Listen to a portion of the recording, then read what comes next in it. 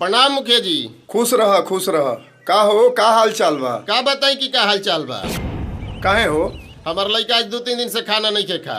हमारा लड़का के ओकर लड़की बिगाड़ देले बिया। केकर लड़की? अरे वह जनत नहीं कि हमरा केकरा से झगड़ा बा, ओकरे लड़की। अच्छा अच्छा, हम समझ गई नी।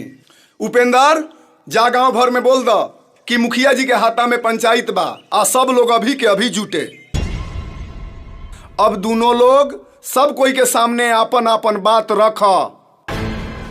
तूने ऐसा क्यों किया? मैंने क्या किया? तूने ऐसा क्यों किया?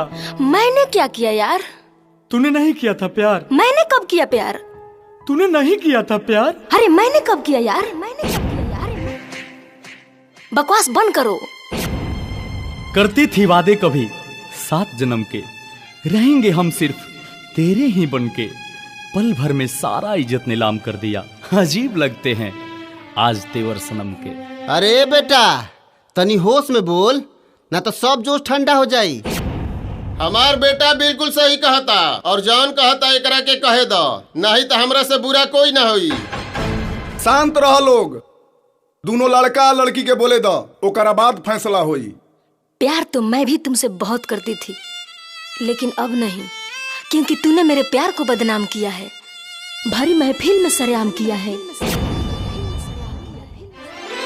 अगर तुम सच में मेरे से प्यार नहीं करती तो खा कसम और पूरे समाज के सामने सच्चाई बता। चाहती तो तू भी थी मुझे, अब डरती है जमाने से। बहुत दर्द होता है दिल में सच को छुपाने से। सोचा न था कभी होगा ऐसा मंजर प्यार का। अरे सोचा न था कभी होगा ऐसा मंजर प्यार का। क्या फायदा महफिल में खुद का तमाशा बनाने से। तू ही मेरी जान है, चाहे कोई जान ले ले, दूर ना हो पाएंगे। जान भी देना पड़े तो इसको हम निभाएंगे। जान भी देना पड़े तो इसको